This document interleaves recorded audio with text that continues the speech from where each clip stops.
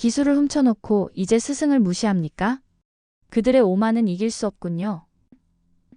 세계적 권위의 파리 환경 포럼에서 터져나온 자존심 상한 일본의 환경기업 관계자의 분노에 찬 목소리로 외쳤습니다. 이 말은 순식간에 전 세계 전문가들을 얼어붙게 만들었는데요. 세계적 환경기술의 최강자로 군림하던 그들, 과연 무슨 일이 있었길래 이토록 치졸한 모욕을 퍼부었을까요? 스승이라 자처하던 나라의 위선적인 민낯. 그 자리에 있었던 미국의 환경 전문가가 목격한 충격적인 진실. 세계를 뒤흔든 그날의 이야기를 지금부터 낱낱이 파헤쳐 보도록 하겠습니다. 그 전에 잠깐 1초 만에 누를 수 있는 좋아요 버튼을 꾹 눌러주시면 영상 제작에 큰 힘이 됩니다. 그럼 바로 사연 시작하겠습니다. 안녕하세요. 저는 환경 전문가 릴리 스미스라고 합니다. 프랑스 파리에서 열린 세계 환경혁신 포럼에서 마주한 충격적인 진실, 그 속에 숨겨진 환경기술의 새로운 패러다임을 낱낱이 파헤쳐 보려고 해요. 저는 하버드 대학교에서 환경공학을 전공하고 미국 동부에서 기후변화와 재생에너지 분야의 최전선에서 연구를 수행해 왔습니다. 세계 각국의 환경정책과 기술을 분석하고 평가하는 것이 제 일이었어요. 그동안 환경 분야에서는 유럽 국가들이 독보적인 선두를 달리고 있다고 자부합니다. 파리에서 열린 이번 포럼에서도 여느 때와 같이 스웨덴과 독일의 발표를 기다리고 있었어요. 스웨덴은 탄소 중립을 향한 혁신적인 정책으로, 독일은 재생에너지 기술로 세계를 선도하고 있었으니까요. 하지만 15년간 쌓아온 환경 전문가로서의 모든 관념이 하루아침에 흔들리게 될 줄은 상상도 못했습니다. 그동안 우리는 잘못된 선입견에 사로잡혀 있었어요. 환경기술의 혁신은 선진국들만의 전유물이라 여겼죠. 세계 최고의 기술력을 자랑하는 미국과 유럽의 아성은 영원할 것이라 믿었지만 그날의 포럼은 제게 완전히 새로운 세계를 보여주었는데, 작은 나라가 만들어낸 거대한 혁신, 그리고 그 속에 숨겨진 놀라운 실체를 목격하게 된 것입니다. 전문가들 사이에서도 쉽게 언급되지 않던 한국이라는 나라가 우리가 미처 생각하지 못했던 방식으로 세계 환경기술의 판도를 뒤흔들고 있었는데, 여러분께 그날 제가 목격한 충격적인 진실, 그리고 그 이면에 숨겨진 놀라운 이야기를 전해드리겠습니다. 얼마 전 프랑스에서 있었던 세미나에서 저의 오랜 고정관념을 완전히 무너뜨렸는데, 한국 대표단의 발표 순서가 되자 회의장의 분위기는 다소 산만해졌었습니다. 유럽과 미국의 환경 전문가들이 자리를 비우거나 휴대폰을 들여다보기 시작했고, 저 역시 솔직히 별다른 기대를 하지 않았어요. 한국이라는 나라가 환경기술에서 무슨 혁신적인 성과를 보여줄 수 있을까 하는 의구심이 들었기 때문입니다. 그동안 우리는 음식물 쓰레기 처리 기술이 유럽의 전유물이라 여겼어요. 하지만 그 순간 회의장의 공기가 달라지기 시작했는데, 한국의 음식물 쓰레기 처리 시스템이 세계 최고 수준이라는 충격적인 데이터가 화면에 나타났습니다. 모두가 경악할 만한 수치였어요. 알고 보니 무려 98%에 달하는 재활용률을 달성했고, 놀라운 것은 이를 바이오가스로 전환해 도시의 에너지원으로 활용하는 혁신적인 시스템이었어요. 처음에는 다들 의심스러운 눈초리로 지켜보았습니다.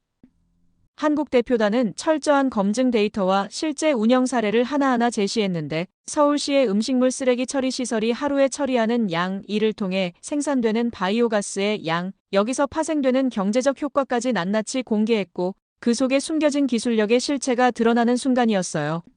워싱턴 포스트도 최근 보도했듯이 한국은 전국적인 음식물 쓰레기 처리 시스템을 갖춘 세계에서 몇 안 되는 국가 중 하나였는데, 미국의 재활용률이 고작 40%에 불과하다는 사실에 저는 더욱 충격을 받았습니다.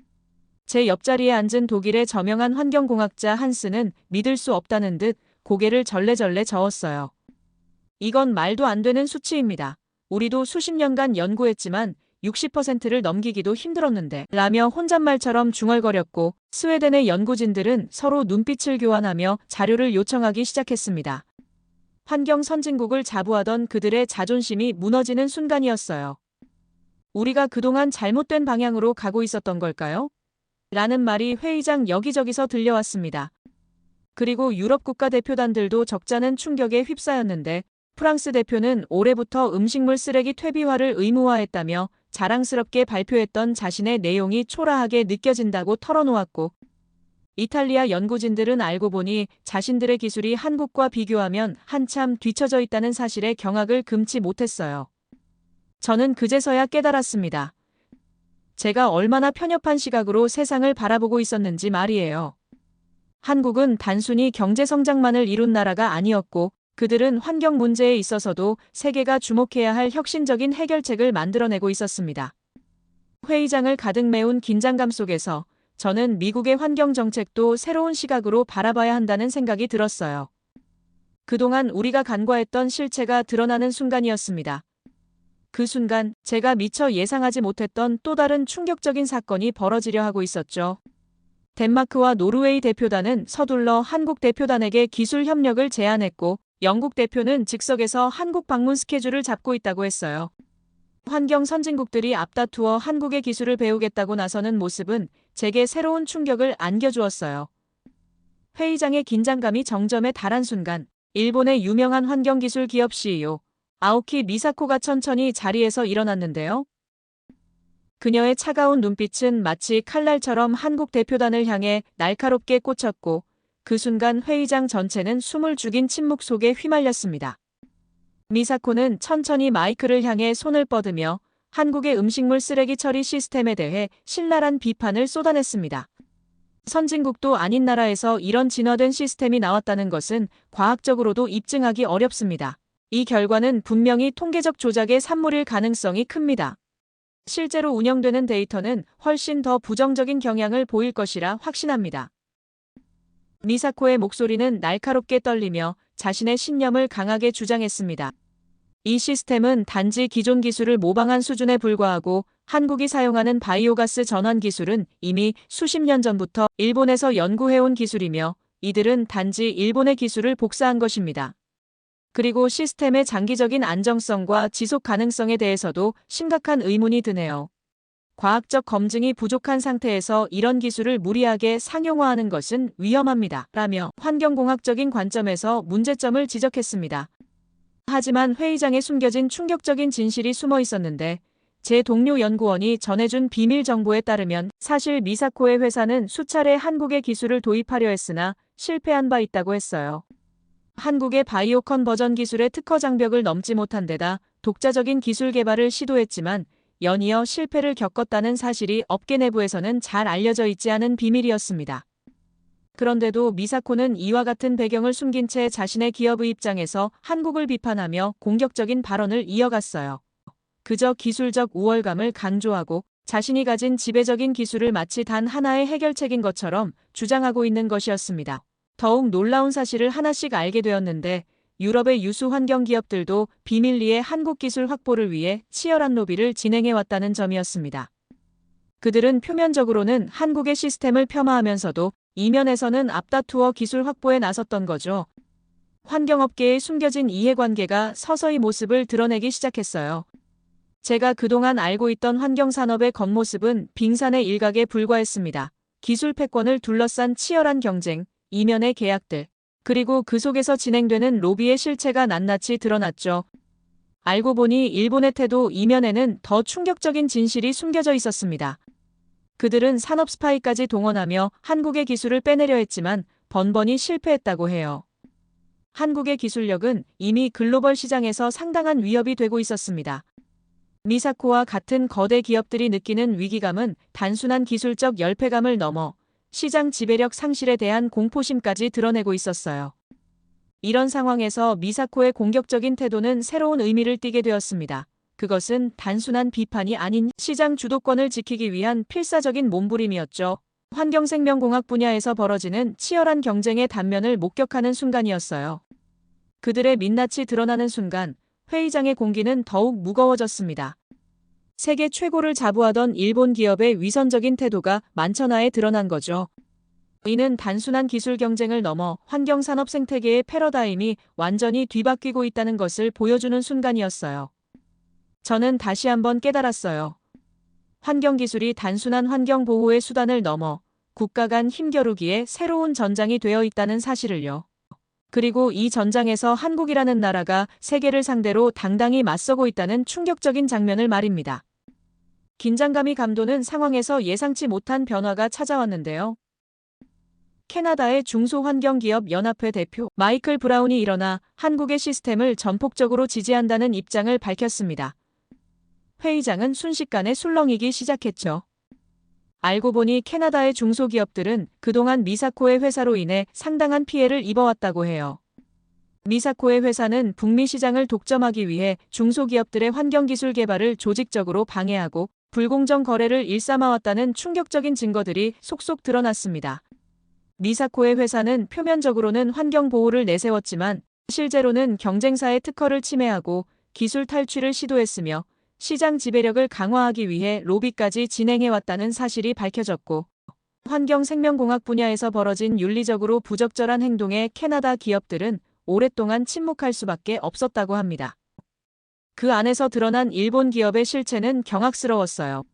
환경보호라는 숭고한 가치를 뒤로한 채 오직 이윤 추구에만 매몰되어 있었던 것입니다. 전 세계 언론이 이 사실에 주목하기 시작했고, 영국 BBC, 미국 CNN, 독일 DW 등 주요 매체들도 일제히 특별 취재에 착수했다는 소식입니다. 환경기술 시장에서 벌어진 충격적인 실체들이 하나둘 모습을 드러내기 시작했는데, 미사코 회사의 불법적인 특허 침해 시도와 중소기업 기술 탈취는 빙산의일각에 불과했으며, 그들은 시장 독점을 위해 각국 정부를 상대로 로비를 벌이고 경쟁사들을 조직적으로 괴롭혀왔다는 사실이 밝혀졌습니다. 반면 환경생명공학 분야의 전문가들은 한국의 기술력에 찬사를 보내기 시작했어요.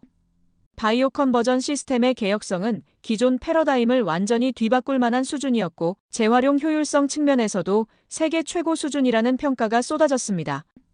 이 상황을 지켜보는 미사코의 얼굴은 창백하게 변하면서 그동안 아시아의 선두주자로 자부하던 그들의 허상이 무너지는 순간이었죠. 세계 각국의 언론이 한국을 주목하며 환경기술 분야의 새로운 지형이 그려지기 시작했습니다. 유럽의 주요 환경단체들의 움직임도 심상치 않아요.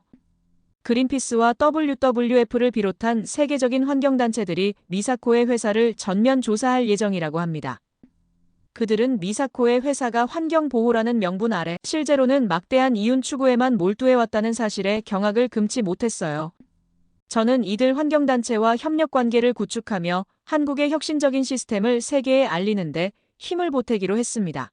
이제 진실이 밝혀지는 순간이 다가오고 있었어요. 또 하나 놀라운 소식은 독일의 프라운호퍼 연구소가 한국의 기술을 검증한 예비 결과를 공개할 예정이라는 점인데, 세계 최고의 권위를 자랑하는 이 연구소의 분석에 따르면 한국의 음식물 쓰레기 처리 시스템은 환경적 지속 가능성과 경제성 모두를 충족하는 진보적인 모델이 될 것이라고 합니다. 이는 기존의 환경기술 패러다임을 완전히 뒤집을 수 있는 잠재력을 지니고 있고, 바이오 순환경제 측면에서도 획기적인 전환점이 될 것이라는 평가가 나오고 있어요. 세계 각국의 환경 전문가들은 이 결과를 주목하고 있습니다. 이제 상황은 완전히 달라질 전망이에요. 환경기술 시장의 새로운 지형이 그려지기 시작한 거죠. 그리고 그 중심에는 한국이 우뚝 서 있으며 시선을 끄는 한국의 성과 뒤에는 더 놀라운 진실이 숨겨져 있었어요. 다음 날, 저는 한국환경연구원의 수석연구원 박진수 박사와 심층적인 대화를 나누며 그들의 성공 비결을 알아보기 시작했습니다. 박진수 박사의 눈빛에서 한국의 환경혁신에 대한 자부심이 느껴졌죠. 박진수 박사는 한국의 음식물 쓰레기 처리 시스템이 단순한 기술 발전을 넘어선다고 설명했어요. 1961년 오물청소법 제정을 시작으로 긴 여정이 시작되었다고 합니다.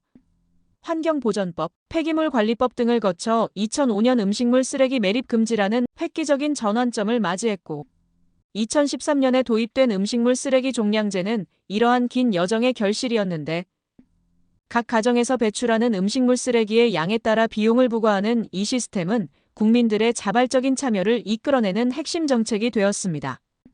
그 결과 재활용률은 놀랍게도 0.9%에서 94.3%로 급상승했는데, 더욱 놀라운 것은 이 정책이 단순한 규제가 아닌 문화적 변화를 이끌어냈다는 점이에요. 침출수와 악취가 감소했고 소각 및 매립 과정의 환경오염도 획기적으로 줄어들었습니다. 음식물 쓰레기를 줄이려는 새로운 식문화가 자리 잡기 시작했는데, 이는 단순한 정책의 성공을 넘어 사회 전반의 패러다임 전환을 의미했어요. 더욱 흥미진진했던 것은 첨단 RFID 시스템의 도입이에요. 각 가구의 쓰레기 배출량을 실시간으로 측정하고 관리하는 이 혁신적인 시스템은 빅데이터 기반의 환경 정책을 가능하게 했습니다. 과거에는 세대 단위로 일률적인 요금을 부과했지만 이제는 버리는 양에 따라 정확한 계량이 이루어지고 있었습니다. 데이터 기반의 정밀한 관리 시스템은 저를 깊이 감동시켰는데 각 세대에 지급된 RFID 카드로 배출량을 기록하고 이를 실시간으로 모니터링하며 심지어 한국환경공단 홈페이지에서 개인별 배출량까지 확인할 수 있다는 점이 인상적이었습니다. 이는 단순한 쓰레기 관리를 넘어 스마트시티로 향하는 첫걸음이었어요. 한국의 독특한 역사적 배경도 중요한 요인이었는데 자원이 부족한 나라에서 전쟁의 어려움까지 겪은 한국은 자연스럽게 자원 절약과 재활용 문화가 뿌리내렸습니다. 이런 문화적 DNA 위에 첨단 기술이 결합되면서 놀라운 시너지가 발생했어요. 환경교육에서 또 다른 핵심 요소를 엿볼 수 있었는데 한국은 어린 시절부터 체계적인 환경교육을 실시하고 있었습니다. 학교에서는 음식물 쓰레기 분리배출부터 재활용의 중요성까지 실천적인 교육이 이루어졌고 이는 자연스럽게 생활 습관으로 정착되었어요. 자료를 찾아보니 어린이들이 부모님께 분리수거를 가르쳐드리는 모습은 세대를 뛰어넘는 환경의식의 변화를 보여주는 감동적인 장면이었습니다. 국민들의 높은 환경의식은 정말 놀라웠는데 유럽의 선진국들이 여전히 음식물 쓰레기 처리에 고전하고 있는 것과는 큰 대조를 이룹니다. 특히 프랑스는 연간 1인당 평균 150kg의 음식물 쓰레기를 배출하고 있고 독일도 75kg에 달하지만 한국은 이미 1인당 연간 음식물 쓰레기 배출량을 50kg 이하로 낮추는 데 성공했어요. 더욱 충격적인 것은 유럽 선진국들의 음식물 쓰레기 재활용률인데 독일이 65%, 프랑스가 58%, 영국은 겨우 45%에 머물러 있는 반면 한국은 94%라는 경이로운 수치를 기록하고 있었습니다. 환경 선진국이라 자부하던 유럽의 민낯이 드러나는 순간이었어요.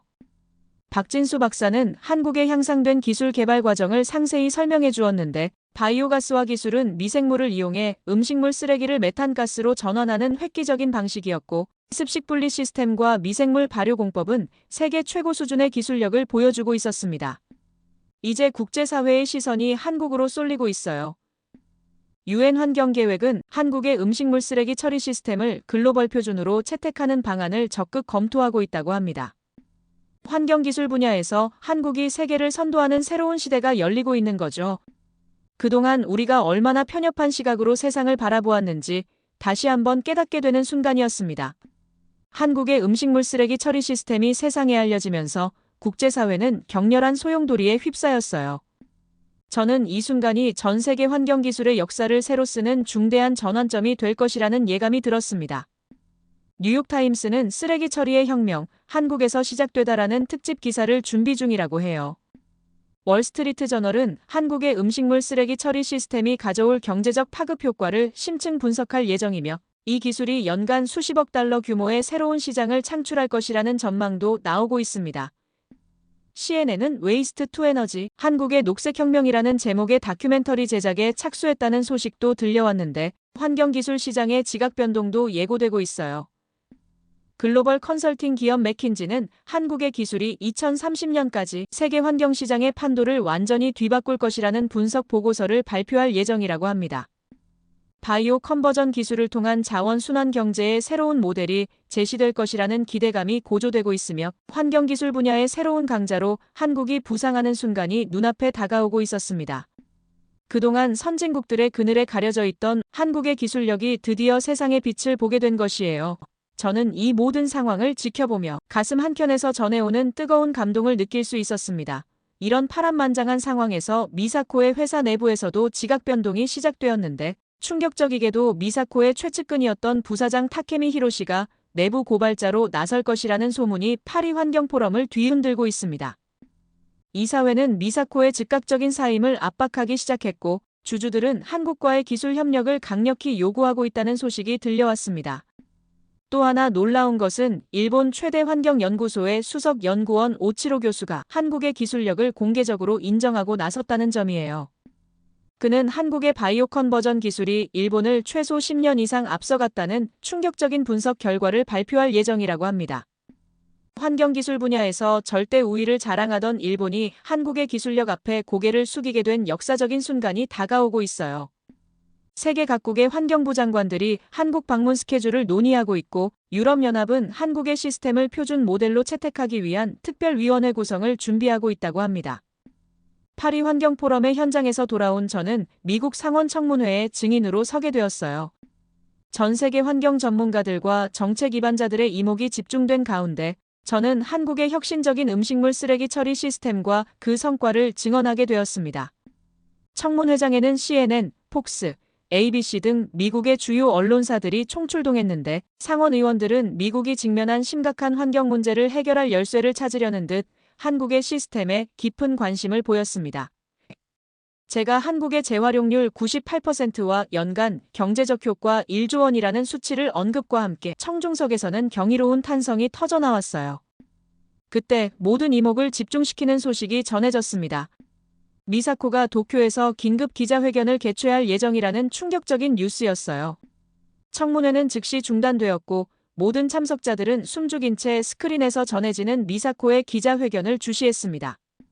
미사코는 그동안의 잘못을 모두 인정하고 진심 어린 사과의 말을 전했어요. 더욱 놀라운 것은 자신의 회사가 지난 10년간 한국의 기술을 조직적으로 평가절하하고 경쟁사들을 음해했던 구체적인 증거들을 스스로 공개한다는 점이었습니다. 환경기술 분야의 거물이었던 그녀의 고백은 전 세계 환경업계의 핵심적인 전환점이 될 것이 분명해 보였어요. 이 파격적인 고백은 환경기술 분야의 새로운 변화를 가져왔고 경쟁과 견제가 아닌 협력과 상생의 시대가 열리는 역사적인 순간이었습니다. 유럽과 아시아의 주요 환경기업들이 한국과의 기술 협력을 제안하기 시작했다는 소식이 연이어 전해졌어요. 저는 그 자리에서 목격한 변화의 순간을 평생 잊지 못할 것 같습니다. 환경기술이라는 것이 어느 한 나라의 전유물이 아닌 인류 공동의 자산이 되어야 한다는 깨달음을 얻었어요. 이런 생각을 하던 중에 미국 환경청의 기술혁신 자문위원으로 임명되었다는 통보를 받았습니다. 앞으로 한국의 혁신적인 시스템을 미국에 도입하는 과정에서 핵심적인 역할을 맡게 된 것이에요. 이는 단순한 기술 도입을 넘어 진정한 의미의 국제환경 협력이 시작되는 새로운 이정표가 될 것입니다. 세계는 이제 새로운 환경기술의 시대로 접어들고 있으며 그 중심에는 한국이라는 작지만 강한 나라가 우뚝 서 있습니다. 인구 5천만의 작은 나라가 만들어낸 큰 혁신이 14억 인구의 중국, 3억 인구의 미국을 뛰어넘어 세계의 판도를 바꾸는 역사적인 순간을 목격하게 된 것이 저에게는 더없는 영광이었어요. 한국의 기술력이 세계의 환경 문제를 해결하는 열쇠가 되어 더 나은 미래를 만들어갈 것이라 믿어요. 이 놀라운 이야기를 끝까지 들어주셔서 감사합니다. 모두 안녕히 계세요. 오늘의 사연 어떻게 들으셨나요? 릴리 스미스가 마주한 충격적인 진실, 그리고 그 속에서 발견한 한국의 놀라운 기술력이 인상적이었습니다. 우리는 흔히 선진국이라고 하면 미국, 일본, 유럽의 국가들을 떠올리곤 했지만 이번 사연을 통해 우리는 또 다른 진실을 발견하게 되었습니다. 강대국 속에 절대 기죽지 않는 나라 한국이 이룬 놀라운 변혁, 그리고 그 앞에서 무너진 거대 기업의 오만한 민낯까지 릴리가 목격한 그날의 현장은 단순한 기술 경쟁을 넘어 인류의 미래를 위해 우리가 어떤 자세로 환경 문제에 접근해야 하는지를 보여주었어요. 이제 세계는 새로운 변화의 시작점에 서 있습니다. 과연 이 변화는 어디까지 이어질까요? 여러분의 생각을 아래 댓글에 남겨주세요. 그리고 감동적인 사연을 주변 사람들과 공유하고 함께 이야기 나눠보세요. 마지막으로 1초밖에 걸리지 않는 구독과 좋아요, 알림 설정은 영상 제작에 큰 힘이 됩니다. 지금까지 감동을 담아 여러분께 진심을 전하는 감동담기였습니다. 오늘 하루도 행복한 하루 보내세요.